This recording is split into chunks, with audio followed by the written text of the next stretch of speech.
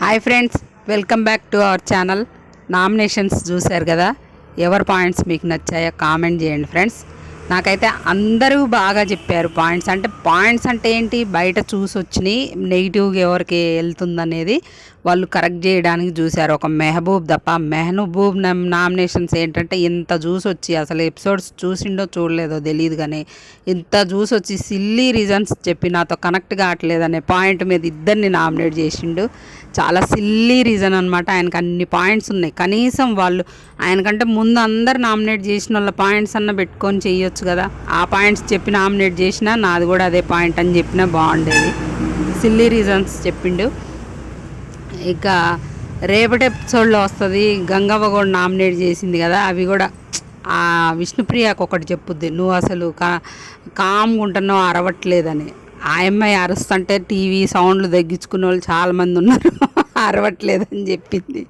నువ్వు ఆడట్లేదు అవి చెప్పింది, నీ కాళ్ళు చేతులు పని చేయట్లేదు అది అని. అవి కరెక్టే, కానీ నువ్వు అసలు అరవట్లే, కామ్గా ఉంటున్నావు అని చెప్పింది. అది అనమాట.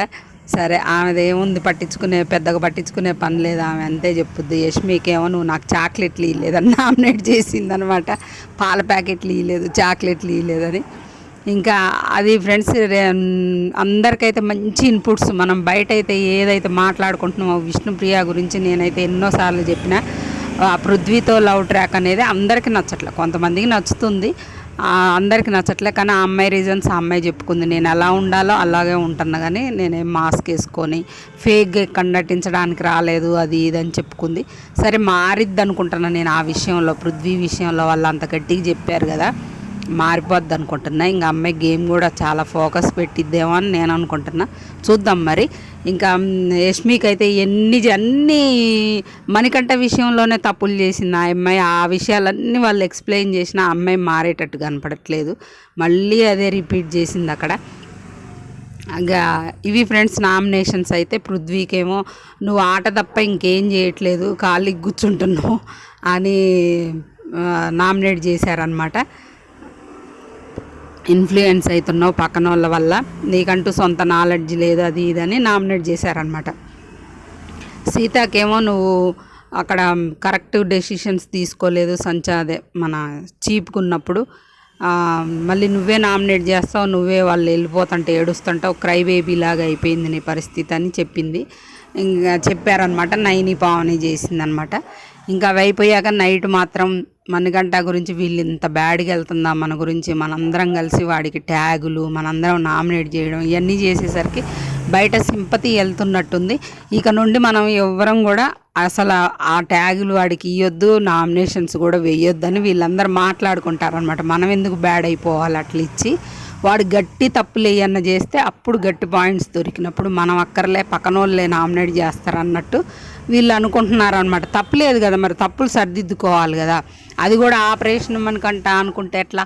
ఇప్పుడు వాళ్ళు తప్పులు చేస్తున్నారని వాళ్ళు వచ్చి చెప్పిండ్రు, మణికంఠ విషయంలో ఇలా చేస్తున్నారు. మరి ఆ తప్పు సరిదిద్దుకోవడానికే కదా ఎవరైనా చూసేది, తప్పులు సరిదిద్దుకోవడానికే చూస్తారు. అంతేగాని మళ్ళీ కూర్చొని ఆపరేషన్ మణికంఠ అని ఎందుకు అయ్యిద్ది? ఆపరేషన్ మణికంఠ ఎందుకు అయ్యిద్ది?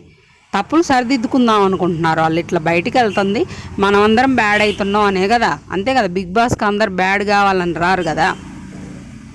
అక్కడ ఆ సిచ్యువేషన్లో వాళ్ళు చేశారు, వీళ్ళు వచ్చి చెప్పారు మీరు ఇలా తప్పు, ఇక మార్చుకోవాలని చూసుకుంటున్నారు అనమాట.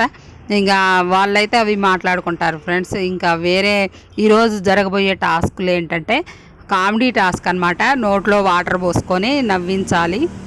అమ్మాయిలకి ఇచ్చారు, అబ్బాయిలకి ఇచ్చారు ఆ టాస్కులు. అమ్మాయిలు గెలవలేదు, అబ్బాయిలు గెలవలేదని బిగ్ బాస్ ఏం చెప్తాడంటే నన్ను నవ్వించండి అంటాడు.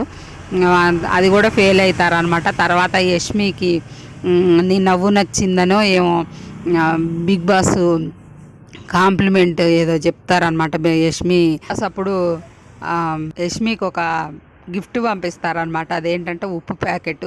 నీ ఆవేశం తగ్గించుకో అమ్మా అని ఉప్పు ప్యాకెట్ పంపించారేమో, అలా ఇంటి ఇచ్చారేమో అని నేను మణికంఠ గురించే మాట్లాడుకుంటారు ఫ్రెండ్స్. వీళ్ళైతే ఓజీ క్లాన్ వాళ్ళు మనం అన్ని ట్యాగులు అవి ఇప్పటి నుండి జాగ్రత్తగా ఉండాలని ఇంకా అదే మాట్లాడుకుంటారనమాట.